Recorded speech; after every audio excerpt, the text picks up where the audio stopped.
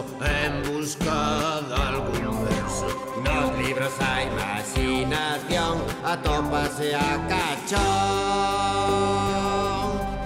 No planeta fantasía, a imaginación e a enerxía. No planeta fantasía, a imaginación e a enerxía.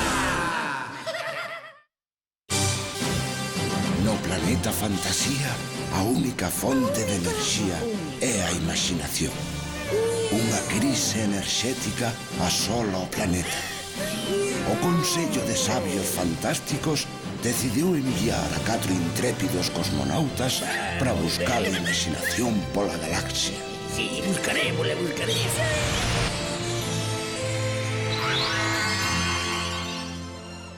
Merliño, busca sitios onde encontrar máis libros. Pencas, revisa os fluidos da nave. Fiuncho, comproba os sistemas de navegación. Eu non penso facer nada, Fiuncho, tens que ser un piloto obediente e facer o que di o teu comandante. Entón quero ser eu o comandante. Non digas parvadas. Para ser o comandante hai que ser moi sabio. Eu son moi sabio. Sempre vos estades a rir de min. Xa non quero estar máis con vos, Recoiro. Non marches, Fiuncho, nos queremoste moito. Non te preocupes, Pencas. É mellor esperar a que lle pase un fado. Pero é perigoso que ande só por aí. Non vos preocupedes. Co localizador da nave veremos onde está.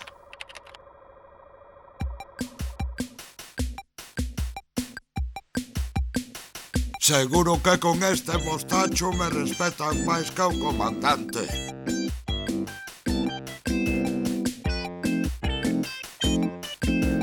Que ben! Levarei un libro para metelo na computadora.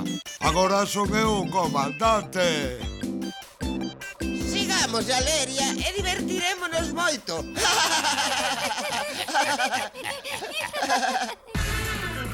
Becas, revisa os fluidos da nave. Sí, meu comandante. Merliño, busca lugares onde atopar máis libros. Sí, meu comandante. Gagá, comproba os sistemas de navegación. Sí, meu comandante. Por favor, comandante, axuda. Fiuncho, este é o comandante. Tes que saber como sair da situación. Recoiro con pó de estrelas. Eu non sei. Agora xa sabes que ser comandante é unha cousa moi difícil. Se estudas moito co tempo, poderás chegar a ser un bo comandante. Estou arrepentido. Perdoadesme. Claro que sí, foi moi divertido. Estás moi guapo co bigote.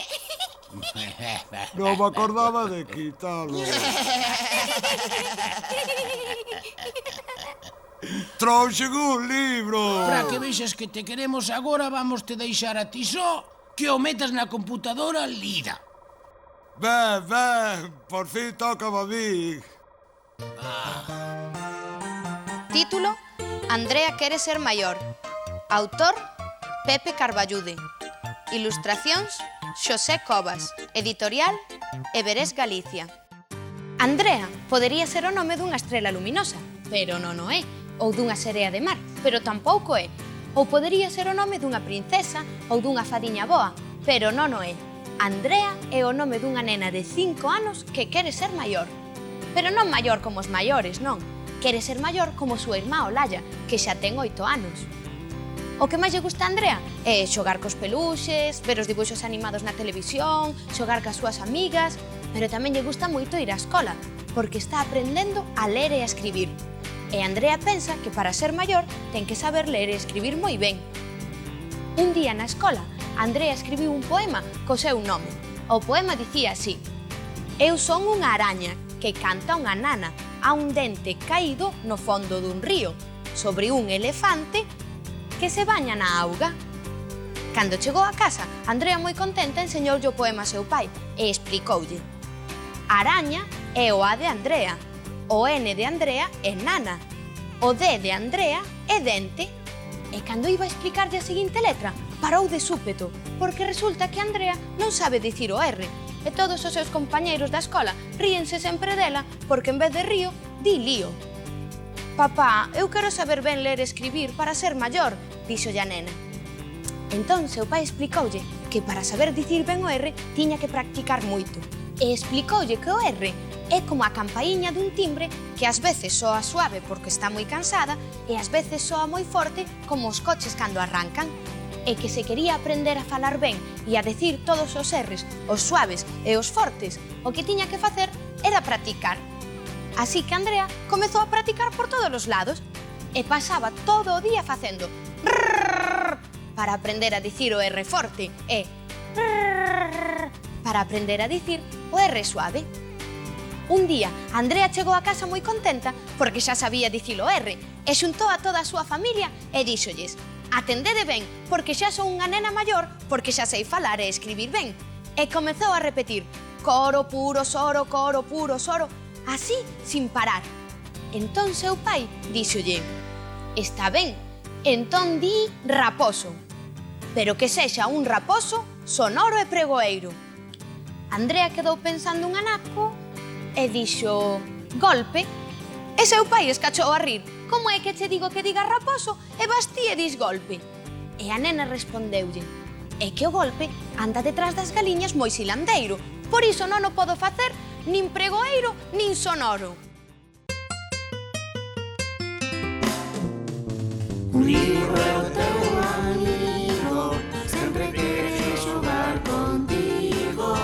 Un libro é o teu amigo, sempre quere xogar contigo. Un libro é fácil viaxar nun foguete polo espazo estelar. Podo ser unha princesa e vivir dentro dun artesán. Un libro é o teu amigo, sempre quere xogar contigo. Un libro é o teu amigo, sempre quere xogar contigo. Podo pelexar cun dragón e ao vencelo ser un campeón. Tamén se pode navegar no barco